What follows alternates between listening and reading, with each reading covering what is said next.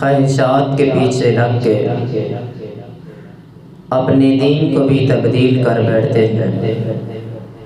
لوگ خواہشات کے پیچھے لگ کے اللہ کو بھول بیٹھتے ہیں۔ لوگ خواہشات کے پیچھے لگ کر اپنے نبی کی طیف کی وادی میں سفر کو اور اپنے نبی کی پنڈلی لہو لہان ہونے کو بھول بیٹھتے ہیں کہ ہمارے نبی نے ہمارے لیے قربانیاں کیا دی تھی۔ اپنی خواہشات کے پیچھے لگ کے سب کچھ بھول بیٹھتے ہیں۔ حضرات گرامی قدر، خواہشات کی پیروی کرنا یہ انسان کی پہلے دن سے رہی ہے، اور خواہشات کبھی انسان کی پوری نہیں ہو سکتی۔ انسان کی زندگی تو ختم ہو جاتی ہے لیکن اس کی خواہشات باقی رہتی ہیں۔ اس کی سادہ سا ایک مثال کہ جب کسی کو پھانسی دی جاتی ہے، اس کی موت کا وقت آ چکا ہے، اب اس کی روح قبض ہونے والی ہے، اس نے دنیا کو چھوڑ کر چلے جانا ہے۔ اس کے مرنے سے پہلے بھی لوگ اس سے اس کی آخری خواہش پوچھتے ہیں، بتاؤ تیری آخری خواہش کیا ہے؟ زندگی ختم ہو رہی ہے لیکن انسان کی خواہشات ختم نہیں ہو رہی۔ اس موقع پہ بھی پوچھا جاتا ہے، بتا مرنے والے تیری آخری خواہش کون سی ہے؟ زندگی ختم ہو جاتی ہے لیکن انسان کی خواہشات پوری نہیں ہوتی۔ کچھ خواہشات ایسی ہیں جو پوری ہو جاتی ہیں، کچھ ایسی ہیں جو پوری نہیں ہوتی۔ ایک وقت کا بادشاہ تھا، اس کا اکلوتا بیٹا تھا۔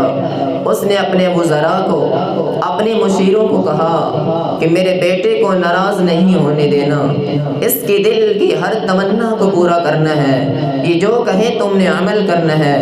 وہ وزراء مشیر اس کو اپنے ساتھ لے جاتے ہیں، ہر وقت اسے خوش رکھنے کی کوشش کرتے ہیں۔ بادشاہ کا بیٹا جیسے کہتا ہے وزیر ویسے ہی کر دیتے ہیں۔ اس نے کہا میں نے یہ چیز لینی ہے، وزراء نے لے کر دی، البتہ اس کے دل کی ہر خواہش کو پورا کر رہے ہیں۔ اس نے کہا مجھے ایک کڑوا لا کر دو، ایک لوٹا لا کر دو، ایک کٹورا لا کر دو۔ اسے ایک کٹورا لا کر دیا جاتا ہے، وہ کہتا ہے میں نے ایک ہاتھی بھی لینا ہے، اسے ہاتھی بھی لے کر دیا جاتا ہے۔ اب وہ بچہ کہتا ہے اس ہاتھی کو اس کٹورے میں داخل کرو۔ وزیر کہتا ہے میں تیری یہ خواہش پوری نہیں کر سکتا۔ بعض خواہشات ایسی ہیں جو ممکن ہی نہیں، ناممکن ہوتی ہیں، پوری نہیں ہو سکتی۔ انسان کا دل چاہتا ہے یہ پوری ہو جائے لیکن وہ پوری نہیں ہوتی۔ اللہ تعالیٰ اپنے قرآن کریم کے اندر اعلان فرماتے ہیں أَفَرَأَيْتَ مَنِ اتَّخَذَ إِلَٰهَهُ هَوَاهُ أَفَأَنْتَ تَكُونُ عَلَيْهِ وَكِيلًا۔ اے میرے نبی جناب محمد الرسول اللہ صلی اللہ علیہ وآلہ وسلم، کیا آپ نے غور نہیں کیا، کیا آپ نے توجہ نہیں کی، کیا آپ نے دیکھا نہیں؟ مَنِ اتَّخَذَ إِلَٰهَهُ هَوَاهُ، جس شخص نے اپنی خواہشات کو اپنا رب بنا لیا ہے، جس شخص نے اپنی خواہشات کو اپنا مالک بنا لیا ہے، جس شخص نے اپنی خواہشات کو اپنا معبود بنا لیا ہے، جس شخص نے اپنی خواہشات کو اپنا الہ بنا لیا ہے، جس شخص نے اپنی خواہشات کو اپنا اللہ بنا لیا ہے، جس شخص نے اپنی خواہشات کو سب کچھ بنا لیا ہے۔ افرائیت من اتخذ الہہ ہواہ، اے میرے نبی کیا آپ اس شخص کی طرف نہیں دیکھتے؟ آپ نے غور و فکر نہیں کیا؟ مفسر قرآن حضرت عبداللہ بن عباس رضی اللہ تعالی عنہما فرماتے ہیں کہ زمانہ جاہلیت کے اندر جب لوگ سفر کرتے رہتے، اگر انہیں راستے میں کوئی پتھر نظر آ جاتا، وہ پتھر کو صاف کر کے اسے دھو کر اپنے پاس رکھ لیتے، اس کی عبادت کرنا شروع کر دیتے، پھر سفر کرتے رہتے، اس سے خوبصورت خوبصورت کوئی اور پتھر نظر آتا، اس کو پھینک دیتے، اس کو اٹھا لیتے، اس کی پوجا شروع کر دیتے، اس کی عبادت شروع کر دیتے، اس کو معبود بنا لیتے، پھر سفر شروع کر دیتے۔ اس سے بہتر کوئی اور پتھر نظر آتا، دوسرے والے کو پھینک کے تیسرے کو اٹھا لیتے، اس کو صاف کر کے دھو کر کے اس کے سامنے اپنے سر کو جھکانے لگ جاتے، اس سے اپنی منتیں اور مرادیں پوری کروانے لگ جاتے، اس سے اپنے معبود برحق سمجھ بیٹھتے، اس سے اپنا رب سمجھ بیٹھتے، اس سے اپنا پالن ہار سمجھ بیٹھتے، اس سے اپنی منتیں پوری کرواتے، اس سے معبود سمجھ بیٹھتے، سفر کرتے رہتے، جیسے جیسے پتھر بہتر نظر آتا رہتا، پہلے کو پھینک دیتے، دوسرے کو اٹھا کر اس سے اپنا رب معبود سمجھ بیٹھتے، اور کبھی آٹے کے بنائے ہوئے پتھر کو معبود سمجھ بیٹھتے، کبھی ہی اپنے ہاتھوں کے ساتھ تراشے ہوئے، لکڑیوں سے تراشے ہوئے پتھر کو اپنا معبود سمجھ بیٹھتے۔ حضرت ابن عباس رضی اللہ تعالی عنہما فرماتے ہیں زمانے جاہلیت میں لوگوں کا یہ حال تھا، وجہ کیا؟ وَاتَّبَعَ هَوَاهُ وَكَانَ أَمْرُهُ فُرُطًا، وہ اپنی خواہشات کے پیچھے لگتے تھے۔ خواہشات کی پیروی انسان کو دین سے دور کر دیتی ہے، خواہشات کی پیروی انسان کو جہنم سے نکال کر جہنم کی وادیوں میں پھینک دیتی ہے۔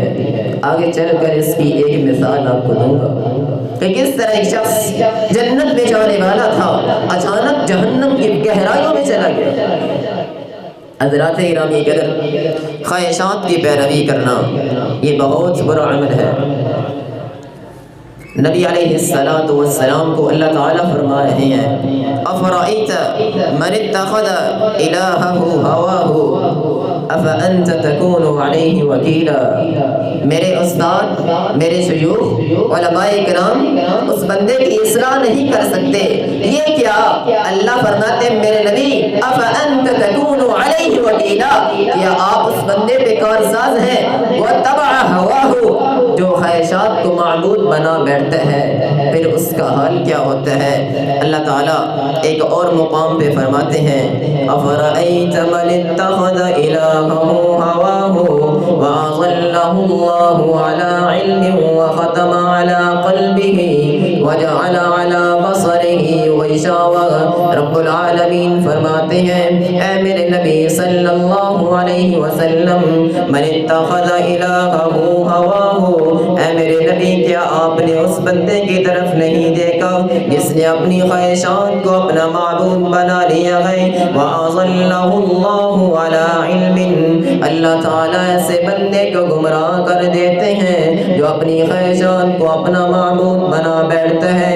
حدیث پیغمبر کی آتی ہے لیکن خواہش کے مطابق نہیں ہوتی۔ وَأَضَلَّهُ اللَّهُ عَلَىٰ عِلْمٍ، اللہ تعالیٰ ایسے بندے کو گمراہ کر دیتے ہیں، اللہ تعالیٰ ایسے بندے سے علم کو چھین لیتے ہیں۔ فرمایا وختم علی سمعہ وقلبہ، اللہ تعالیٰ ایسے بندے کے کانوں پر، ایسے بندے کے دل پر، وجعل علی بصرہ غشاوہ، اور اللہ تعالیٰ ایسے بندے کی آنکھوں پہ پردہ ڈال دیتے ہیں، پھر اسے حقائق نظر نہیں آتے۔ اللہ اکبر کبیرہ۔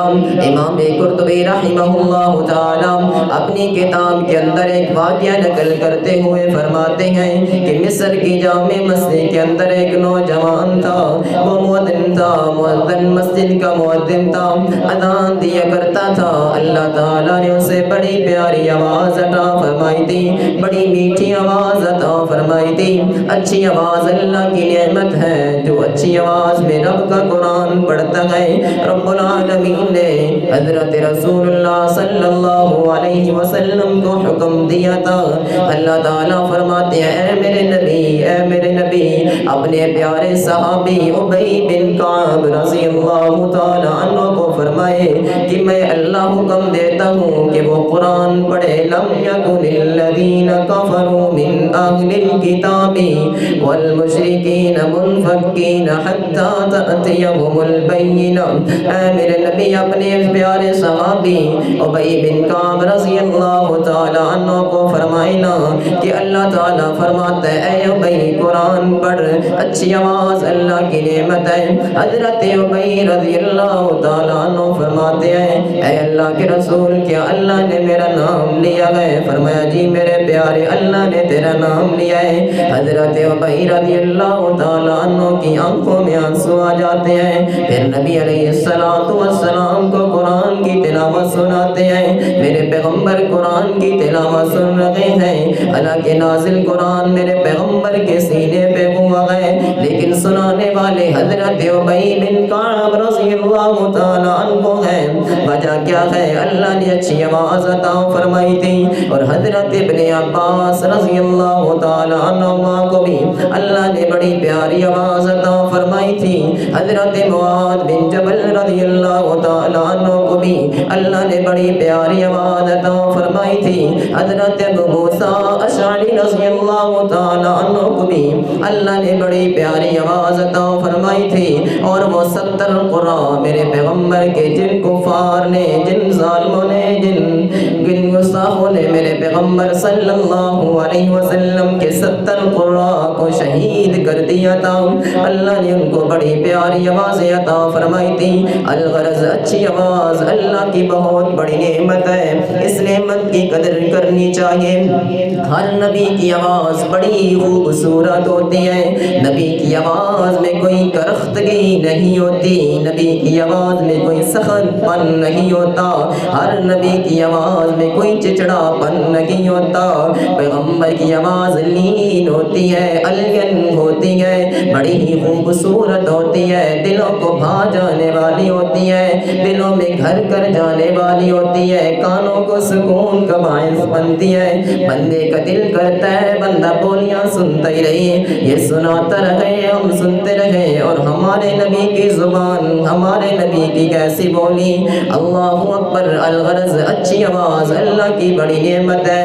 یہ مصر کی جامع مسجد کے اندر مؤذن ہے، مسجد کا مؤذن 5 وقت کا نمازی ہے، 5 وقت کی اذان دینے والا ہے۔ یہ اس وقت سپیکروں کا دور نہیں تھا، پرانے زمانے کی بات ہے۔ امام قرطبی رحمہ اللہ تعالی اپنی کتاب کے اندر واقعہ نقل فرماتے ہیں، وہ مؤذن 5 وقت کی اذان دینے والا تھا، مسجد کی چھت پہ چڑھتا، اپنے کانوں میں انگلیاں ڈال کر کے توحید کے نغمے بلند کرتا تھا۔ میری ملت کے نوجوانوں سننا، جب بندہ خواہشات کی پیروی کر بیٹھتا ہے جنت کے قریب ہوتا ہے، کیسے جہنم میں چلا جاتا ہے۔ وہ نوجوان بڑی پیاری اللہ نے اس کو آواز عطا فرمائی تھی، اس کی اذان سن کر کتنے کافر مسلمان ہو چکے تھے، اس کی اذان سن کر کتنی ہی بے نمازی بن چکے تھے، اس کی اذان سن کر کتنی غیر مسلم ہو چکے تھے۔ اللہ نے اسے اتنی پیاری آواز عطا فرمائی تھی، وہ روزانہ 5 وقت کی اذان دینے والا مؤذن تھا، مصر کے جامع مسجد کا مؤذن تھا۔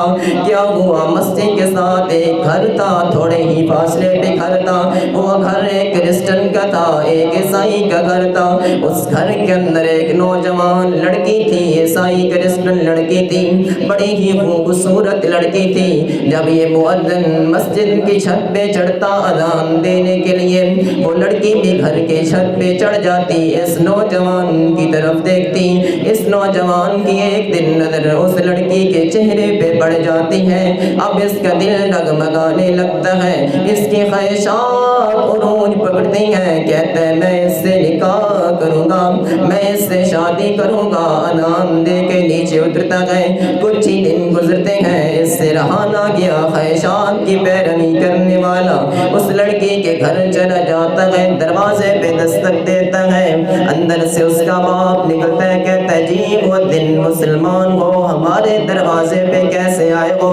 تمہارا ہمارا لین دین نہیں ہے، تمہاری ہماری سلام دعا نہیں ہے، آج غیر مسلموں کے دروازے پہ کیسے پہنچ چکے ہو؟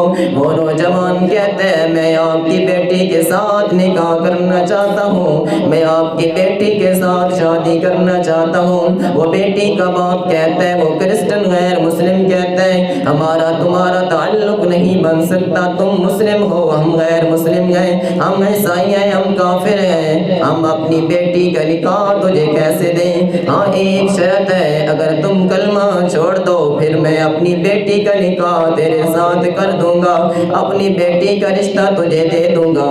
اس کے ذہن میں خیال تھا مسلمان تو جان دینے کو آ جاتے ہیں لیکن یہ کلمہ نہیں چھوڑتے. لیکن اللہ اکبر, جب انسان واتبع ہواہ, جب انسان خواہشات کا پیروکار بن جاتا ہے پھر اسے نظر نہیں آتا میں کیا کر رہا ہوں. وہ نوجوان کہتا ہے ٹھیک ہے میں کلمہ چھوڑتا ہوں, مجھے اپنی بیٹی کا رشتہ دے دو.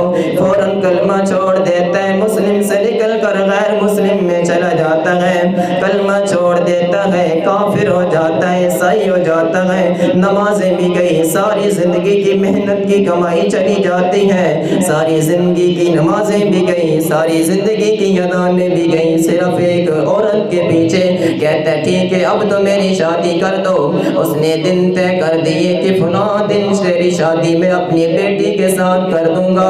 اللہ اکبر, میرے نوجوانوں اپنے سینے کے اوپر ہاتھ رکھ کے اس قول کو سننا, ان جملوں کو سننا, تنہائی میں بیٹھ کر ان جملوں پہ غور کرنا.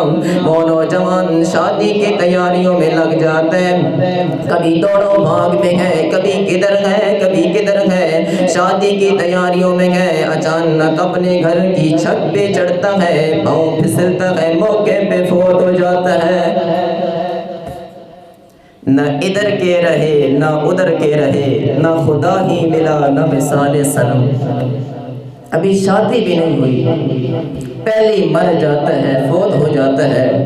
یہ نوجوان تو ایسا تھا, یہ مؤذن تھا. قیامت کے دن اس نے حضرت بلال رضی اللہ تعالی عنہ کے پیچھے ہونا تھا, کیونکہ میرے پیغمبر نے فرمایا قیامت کا دن ہوگا, دنیا میں جتنے بھی مسلمان ہیں, جتنے بھی مؤذنین ہیں, جتنے بھی اذان دینے والے ہیں, حضرت بلال آگے ہوں گے. تمام مؤذن حضرت بلال کے پیچھے لائن بنا کر جنت میں داخل ہوں گے.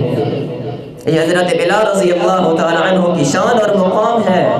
اور آپ علیہ السلام نے فرمایا کہ جو مؤذن ہوگا اس کی گردن اونچی ہوگی, نمایاں ہو رہا ہوگا, یہ وہ شخص ہے جو اللہ کی طرف دنیا میں لوگوں کو بلاتا تھا. یہ نوجوان تو جنت کا شہزادہ تھا, یہ تو حوروں کو شہزادہ تھا, حوریں اس کے منتظر تھی, لیکن خواہشات کی پیروی نے اس کو جنت سے نکال کر جہنم کی وادیوں میں گرا دیا.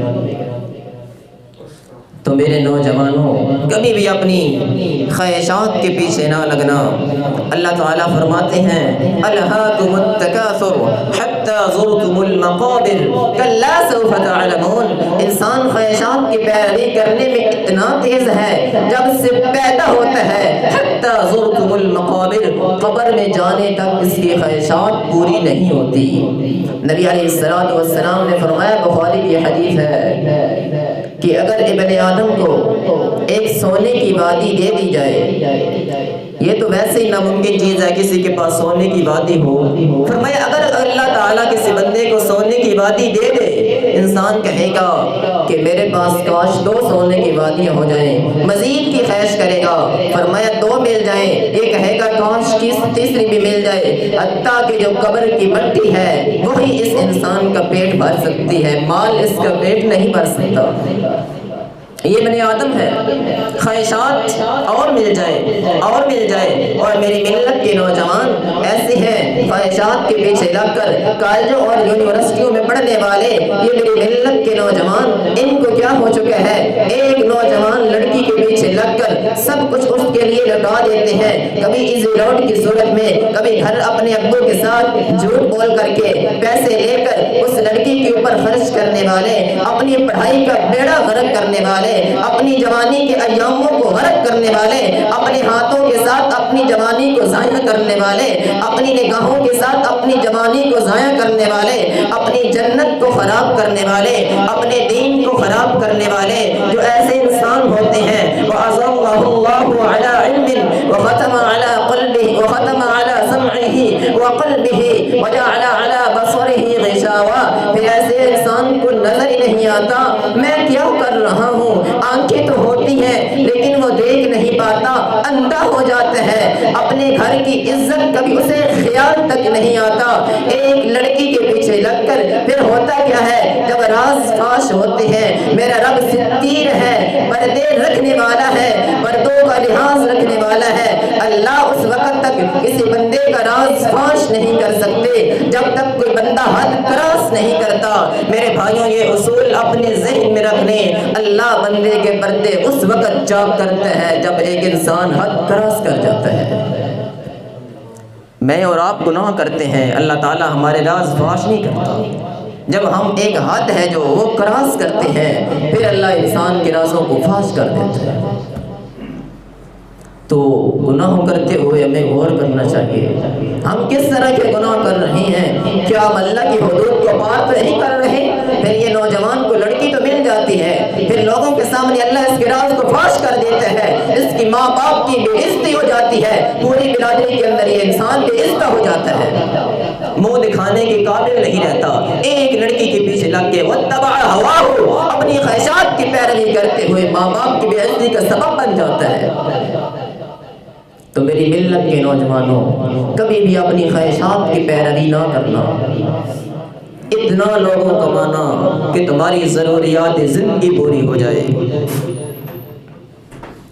حضرات گرامی ہمیں اپنی خواہشات کی پیروی نہیں کرنی چاہیے، اللہ کا ڈر اپنے دل کے اندر بٹھا لیں۔ دنیا کو ہم نے چھوڑ کر چلے جانا ہے، یہ 4 دن کی زندگی ہے، اللہ کے نام لگا لیں، خواہشات کی پیروی نہ کریں، پھر انسان چل پھر صحیح رہا ہوتا ہے لیکن دیکھنے کے باوجود اندھا ہو جاتا ہے، آنکھیں تو ہوتی ہیں۔ اور یہ زنا ایسا ہے، اللہ کے رسول صلی اللہ علیہ وسلم فرماتے ہیں کہ جو زنا ہے قیامت کے دن تو اللہ نے سزا دینی ہی دینی ہے۔ اللہ اکبر، قیامت کے دن سزا کیسی ہوگی؟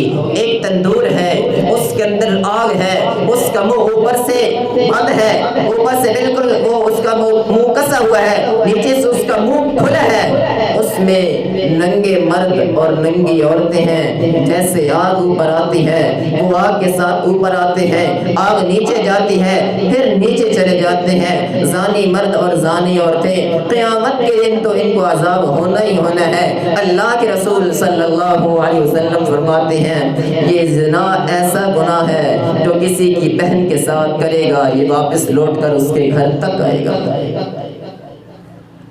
ہاں، اللہ سے معافی مانگ لو، اللہ بڑا ستیر ہے، میرے رب پردوں کے اوپر، میرے رب رازوں کے اوپر پردے ڈالنے والا ہے، وہ رازدان ہے، اس وقت تک کسی بندے کے راز فاش نہیں کر سکتا جب تک بندہ حد کراس نہ کرے۔ میری ملت کے نوجوانوں، موبائل فون آپ کے ہاتھ میں ہے، خدا را حد کراس نہ کیا کریں، آپ تنہائی میں ہوتے ہیں، حد کراس نہ کریں، فوش فلمیں نہ دیکھیں، گندی چیزیں نہ دیکھیں، اپنی زندگی کو بہتر بنائیں تاکہ جنت کی جو حوریں ہیں وہ ہماری منتظر ہیں، ہم ان کے خامد بن جائیں، ہم جنت کے مہمان بن جائیں۔